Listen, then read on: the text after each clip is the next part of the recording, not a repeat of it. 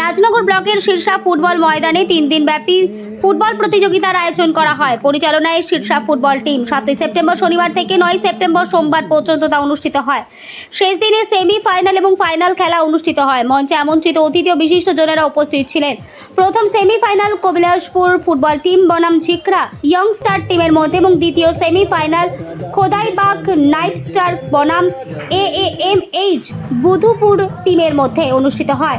প্রথম সেমিফাইনাল জয়ী হয় কবিলাসপুর এবং দ্বিতীয় সেমিফাইনালে বুধুপুর জয়লাভ করেন। চূড়ান্ত পর্যায়ে খেলাটি কবিলাসপুর বনাম AAMH বুধুপুরের মধ্যে অনুষ্ঠিত হলে শেষ পর্যন্ত ফাইনালে জয়ী হন বুধুপুর টিম এবং বিজয়ী হন কবিলাসপুর টিম। উভয় টিমকেই নগদ পুরস্কার সহ ট্রফি প্রদান করা হয়।